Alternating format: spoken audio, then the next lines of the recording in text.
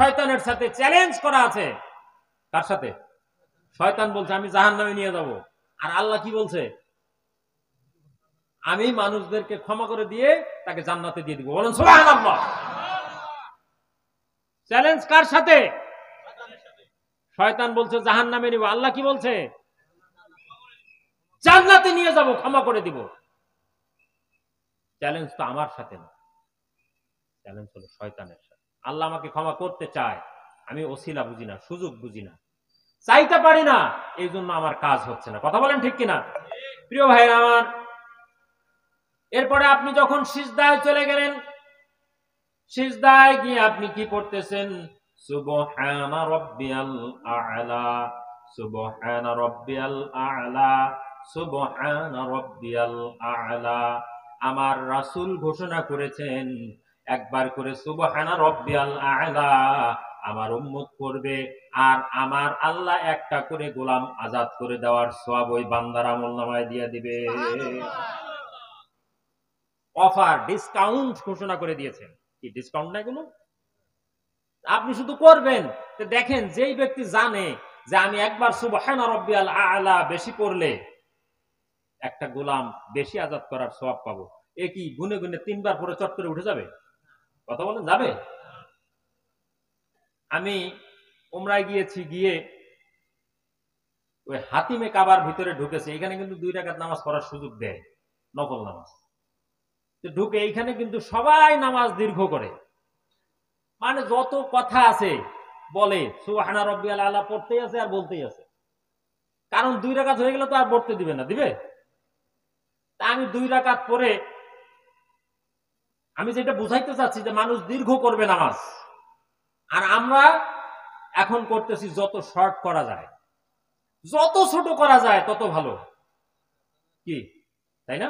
ইন্না তো না কাল কাউসার দিয়া 2 রাকাত নামাজ পড়ে। কি হুজুর, তারাবির নামাজ তো আরো মুশকিল।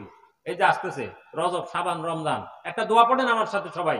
আল্লাহুম্মা বারিক লানা ফি রাজাব ওয়া শাবান ওয়া বাল্লিগনা ফি শাহরি রমাদান।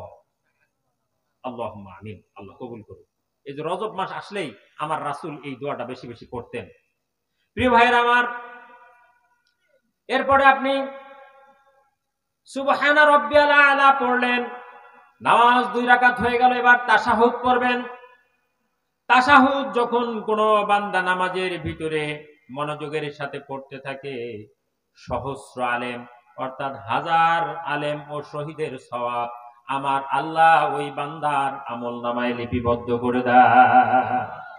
প্রিয় ভাইরা আমার, সালাম ফিরিয়ে নামাজ শেষ করার সাথে সাথে আল্লাহ পাক রব্বুল আলামিন ওই বান্দার জন্য জান্নাতের 8টা দরজা খুলে দেন।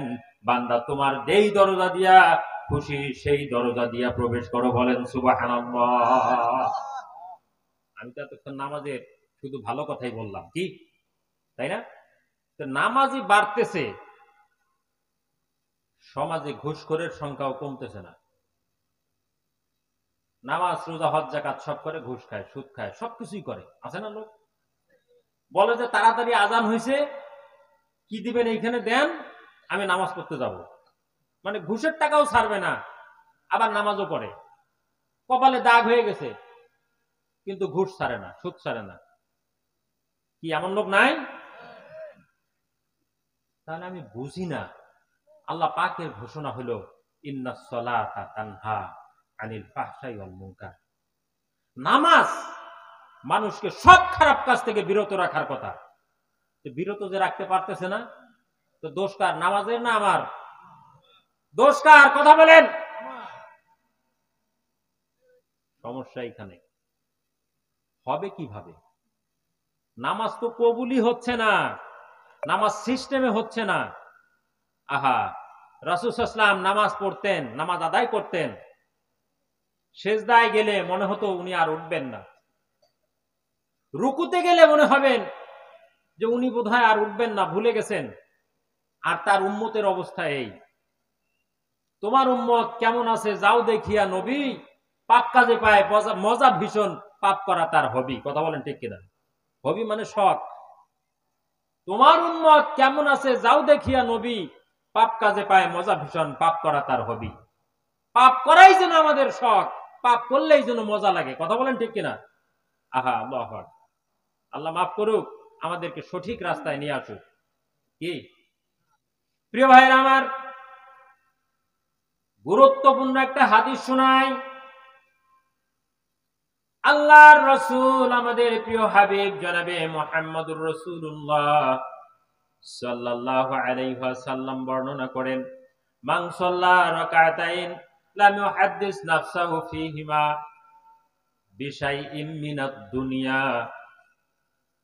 ভালো করে বোঝেন কথাটা কি।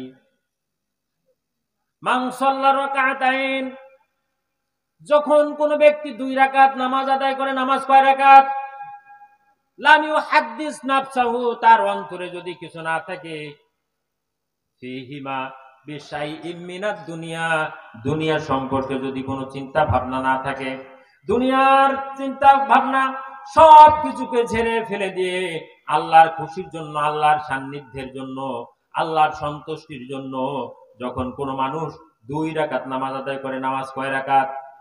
2 রাকাত নামাজ যদি কোনো মানুষ আদায় করে, গাফারাল্লাহু মা তাকাদ্দামা মিন যামবিহি, আমার রাসূল ঘোষণা করেন ওই মানুষের অতীত জীবনের সমস্ত গুনাহ আমার আল্লাহ মাফ করে দিবে। নামাজও পড়ি, সবই হয়, নামাজ কি কবুল হচ্ছে? এখানে আসার পরে এক ভদ্রলোক বলতেছিলেন যে মসজিদে ঢুকে দেখি লেখা ইবাদত কবুলের পূর্ব শর্ত হালাল রুজি।